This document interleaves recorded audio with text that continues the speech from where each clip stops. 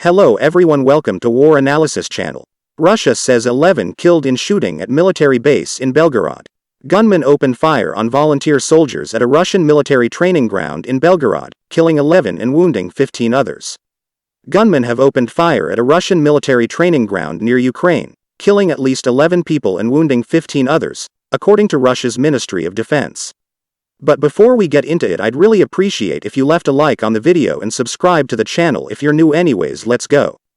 The ministry said the terrorist attack took place on Saturday in the southwestern Belgorod region that borders Ukraine.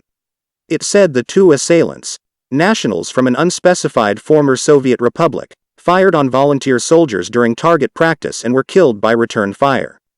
The governor of Belgorod region, Vyacheslav Gladkov, said no local residents were among those killed or wounded. The shooting comes amid a hasty mobilization ordered by President Vladimir Putin to beef up Russian forces in Ukraine, a move that triggered protests and caused hundreds of thousands to flee Russia. It also comes a week after a blast damaged a bridge in Crimea, the peninsula annexed by Russia from Ukraine in 2014. During a firearms training session with individuals who voluntarily expressed a desire to participate in the special military operation against Ukraine, the terrorists opened fire with small arms on the personnel of the unit, the defense ministry statement said.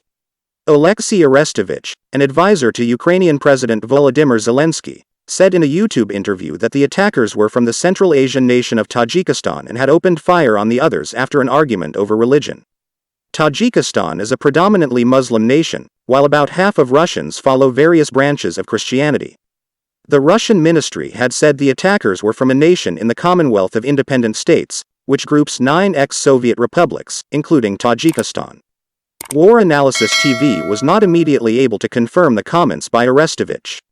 The independent Russian news website Soda Vision said the attack occurred in the small town of Soloti, close to the Ukrainian border and about 105 kilometers, 65 miles, southeast of Belgorod. Russian forces shelled Ukrainian positions on several fronts on Sunday, the General Staff of Ukraine's armed forces said, with the targets including towns in Kharkiv, Donetsk and Kherson regions. Russian forces were trying to advance on Bakhmut, where Ukrainian fighters have been defending amidst heavy fighting in Donetsk region and in and around Avdiivka. Meanwhile, Ukrainian aircraft made more than 20 strikes on Russian positions, hitting 17 areas of troop and weapons concentrations, and downing 1 enemy drone, the General Staff said. Fighting has been particularly intense this weekend in the eastern provinces of Donetsk and Luhansk, and the strategically important Kherson province in the south, 3 of the 4 provinces Putin proclaimed as part of Russia last month. Shelling by Ukrainian forces damaged the administration building in the city Donetsk, capital of the Donetsk region, the head of its Russian-backed administration said on Sunday. It was a direct hit, the building is seriously damaged. It is a miracle nobody was killed, said Alexei Kulemzin, surveying the wreckage, adding that all city services were still working.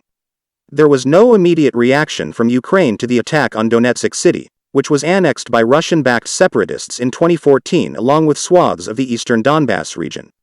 Russia's defense ministry said on Sunday its forces had repelled efforts by Ukrainian troops to advance in the Donetsk, Kherson and Mykolaiv regions, inflicting what it described as significant losses.